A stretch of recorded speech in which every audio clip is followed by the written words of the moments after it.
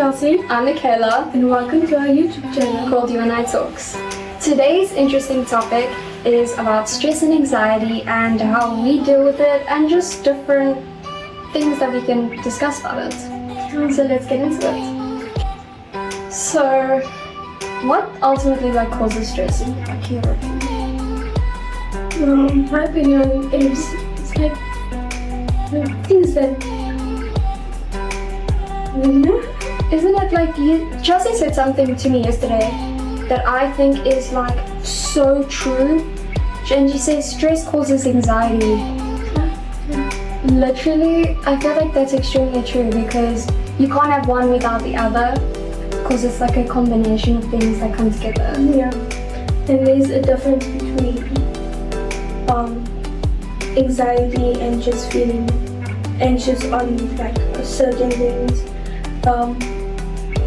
So I took a Google thingy and quiz thing, and then I checked if I have anxiety, and then and I filled in the questions whatever, and Google said I don't have anxiety, and I'm like, I was thinking about it. I was like, yeah, I don't have anxiety. Yes, I feel anxious a lot of times, many times in different situations, but I don't have genuine everyday anxiety. Okay. I feel like a lot of times people confuse the three, anxious, stress, and anxiety, because they are all extremely different. So there's a few things that I do want to say about stress and anxiety that I had written down because I don't want to say something and then I miss out things, and I want to get the full topic of it. So usually stress and anxiety is the pressure and worry about things that we do and the things that we can and cannot control. It's honestly natural. And I believe that stress and anxiety causes people's their states in their well-being, meaning where they are at in their emotions and their mental health. Another thing is, many people say that we choose to be anxious and have anxiety and stress. We don't like the feeling, so we wouldn't try to encourage it on ourselves. So we don't really have a say in when we get anxiety, how we experience it, because everybody is different. Anything you wanna add on to that?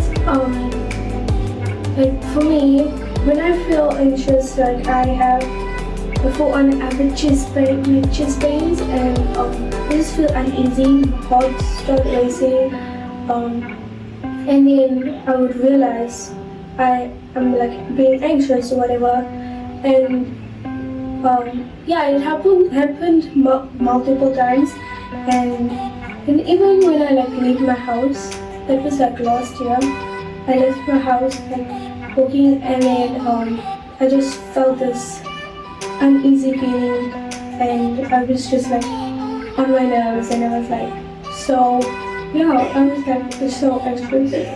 What I want to add on to that is the fact that stress and anxiety can affect us physically, and it's kind of incredible in a non-good way at the fact an emotion like stress and anxiety, which I consider is an emotion, can have such a control over how we feel and how we act, and it changes our moods and controls what we do every day and how we respond and have regular interactions with people.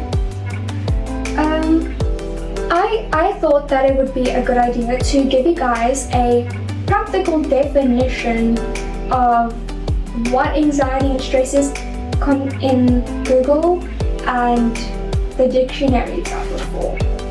A feeling of worry, nervousness or unease about something with an uncertain outcome.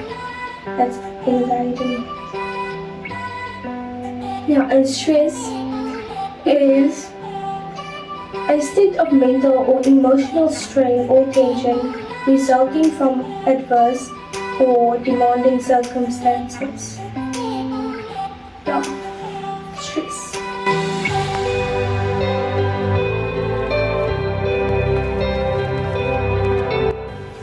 A good point about stress and anxiety is it kind of is a killer for your motivation for you to do anything and makes you overreact what you are stressing about at the core. Usually a problem could be like so simple, and with anxiety and stress we tend to overreact it so much. I myself, I know that many other people struggle with this and managing it and don't really know how to like control it in a way, because anxiety, it's not your choice. It's just, you can change how you perceive it and view it, but it's always something that each person's going to struggle with at least once in their life. I feel like me and Chelsea are going to discuss 4 different things and topics about anxiety, because I'm stress and anxiety as a whole, so we'll get into that. And the topics are like, what actually causes a person to stress and have anxiety, like where does it come from originally, and how it accumulates in us and like controls our actions, which I've mentioned previously, and how it makes me and Chelsea personally, how does it make us feel physically and emotionally, and how we deal with it in our own perspective and in our personal lives.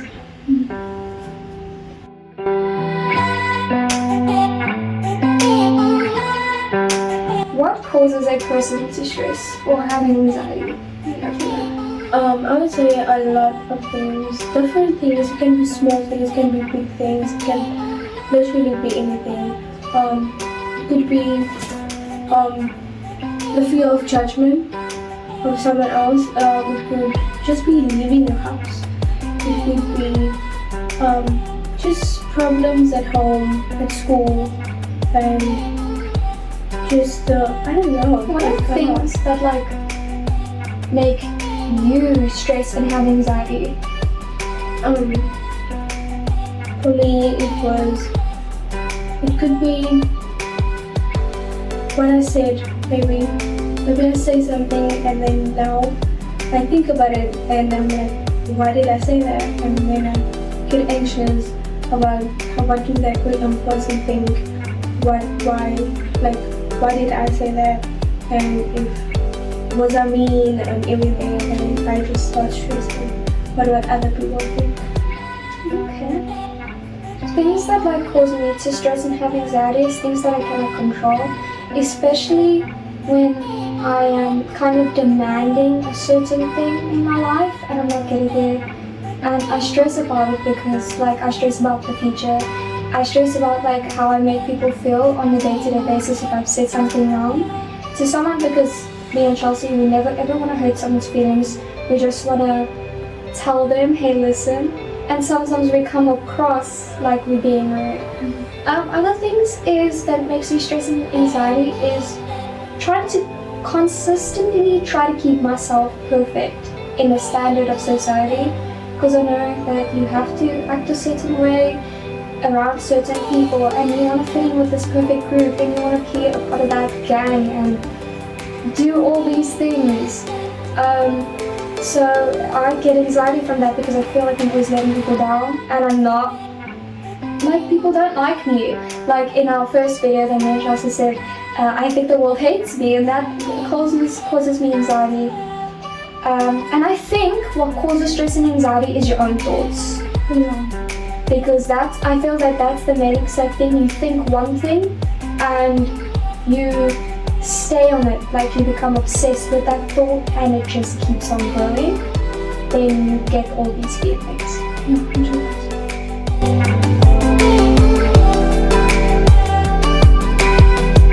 Okay, how do you believe that, how do I say this? Stress and anxiety, how do you think it accumulates in someone and how it like controls what we do in a way? Or do you need like more context, because that question is a little confusing. What I mean is, once we have anxiety, how does it get to the point where it starts controlling us in the way that you act and the way that we act around people, in your opinion? In my opinion, like my experience as well. Last year when I just said no to everybody. I didn't want to go anywhere. Like people invite me somewhere and I'll be like, no, I'm busy, and I wasn't. And I'll just be at home, and then after a while, I realized that I was like home a lot, and then when I went out, and then I was like really feeling that anxiety. I was like so anxious and everything. So it could be a lot of things. Like I don't really know. It's like me convincing myself that I'm like I can't go outside. It resulted in me feeling worse than I was. I think the way it grows is when we allow it to, and when we don't know that we're doing it. It's always like subconsciously we don't know that we're doing it, and it happens so many times. The way that I think about it is like, say for instance, in being in a group, and then one simple thought like, I feel like I'm being annoying, and we tend to think of that, and then it becomes a thought 20 minutes later, and then we think about it when we go to bed, and we fall asleep with that. And because your last thoughts when you go to bed, in my opinion, I feel like it has kind of a control of your next day and the way that you wake up. So if you wake up feeling like you're an annoying person, that you're bad, and you feel just low confidence in yourself, that is going to like control how you act that day. So like same thing, vice versa with stress and anxiety. We let it grow so much, but same with, we know when we do it, and we do.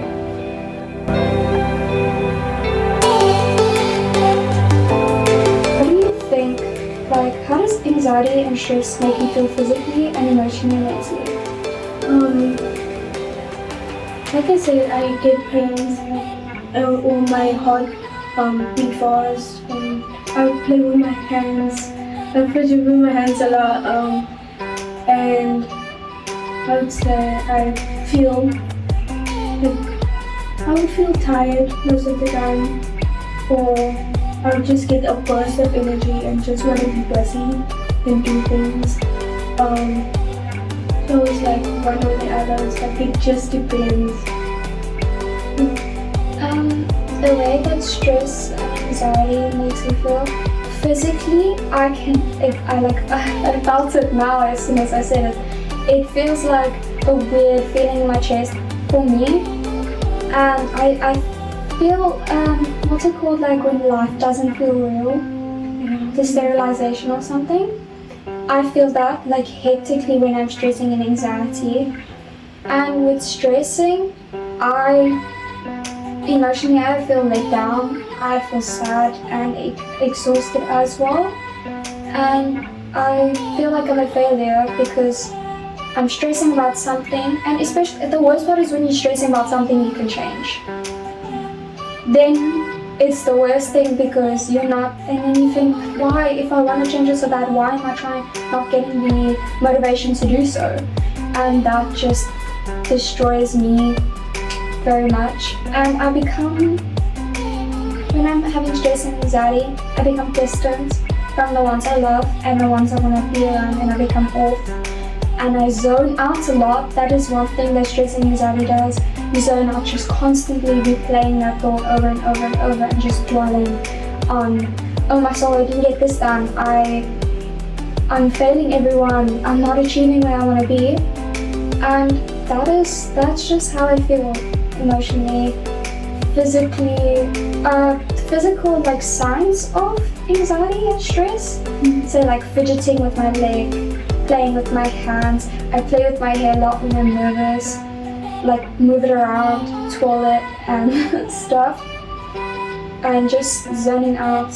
And I like tap my finger like this as well when I'm stressing. So that is like what makes me and Chelsea like stress, and how we feel, like how it affects us.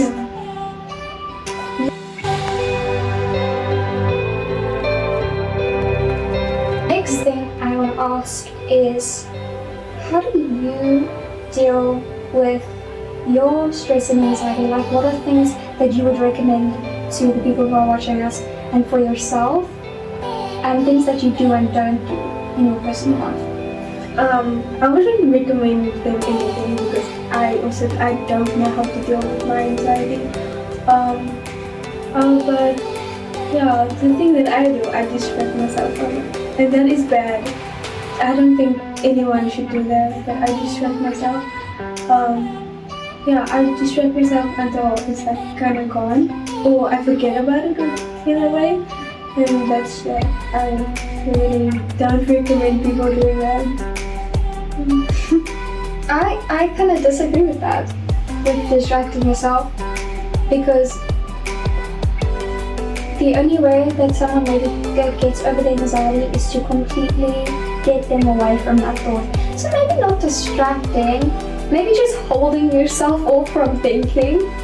I've done a few of these, but also I'm going to name ones that I haven't done before, and then maybe Chelsea will think of a few. Yeah. So like, do something that you enjoy doing, but not something that's with people. Just you and yourself, you spending time with yourself helps me like stress less. Like take a bath, have a nice shower to just I don't know. I don't want to say to relax, and maybe sit in silence for a while, close your eyes, listen to music. And I know that's a lot of outlet for people to do it, to listen to music because the words connect with them, and just do stuff that you love. Color in, draw, write about it.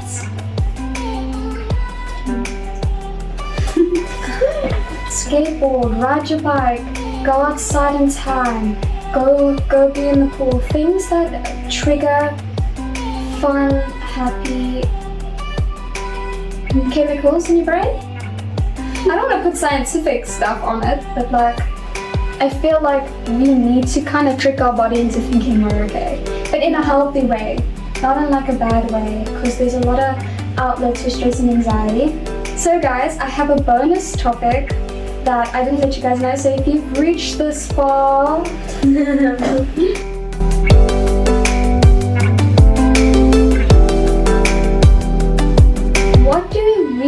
what are the outlets of stress and anxiety? Meaning, I don't know how to explain it.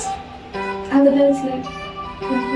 like people try to sign other people that they're having stress and anxiety and people are not noticing? Like the way they do it.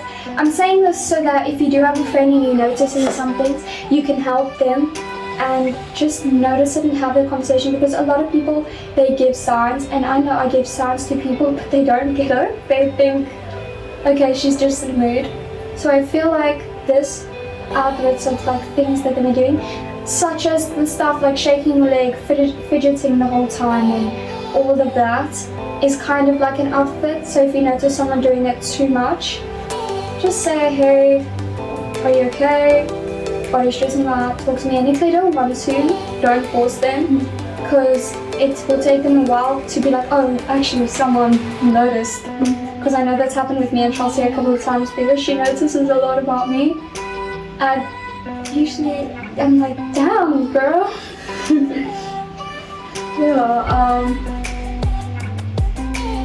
I would say, don't really dwell on it, and if you see someone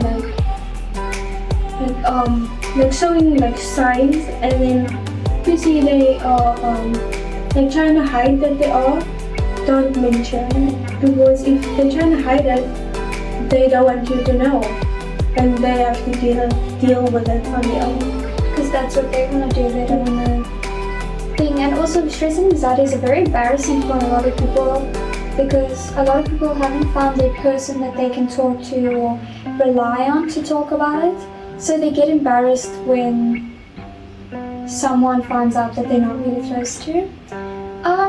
With the sign thing, like I said, the fidgeting, when they're overly quiet, like been silent for so long, and usually the things that they normally would do is not there. The fact that I got this from the grade 10 Allo book. When their moods are like changing, they're not doing the usual things that they would do every day, and you can see them slowly distancing themselves mentally in a conversation, zoning out a lot, and when you're talking to them, it's as if they're not hearing you, but they're looking straight at you, type of thing. Zoning out technically. So I feel like just notice these things. Pay more attention to your peers and stuff, guys. because there's so much people that think they're alone and stressing with it, and this is such a bad cause of like mental well-being of any person, because it changes you and it makes you, just makes you feel bad about yourself. I would say get a friend. Get you a friend that you can talk to, and that they can also talk to you. And just get a friend, because they will help you a lot. And talking about it is like it's practically a cure. Yeah, it's not a cure, but it's like it like takes your mind over it, or like just help you. It helps you in that moment to talk about it. Also find out that they are maybe also dealing with it, and it will help both of you to talk about it. So that is a plus on like confiding in a friend. Yes, it definitely is. Talking about it, I feel, is a good medicine. Just to help you, instead of like, doing stuff that it makes you happy and enjoy yourself. So guys, I feel like we have spoken about a lot of things about stress and anxiety. We can do a part 2 if you guys request a specific detail about stress and anxiety, and we do try to get in all the information that we can, because that's what we do. We talk about it. Talks with you and I in the name, and you can see. I would like, if you guys want to follow us on our other platforms, it will be down below in the comments. So I hope you guys also enjoyed this video. Like and subscribe. Dog. Bye. Bye.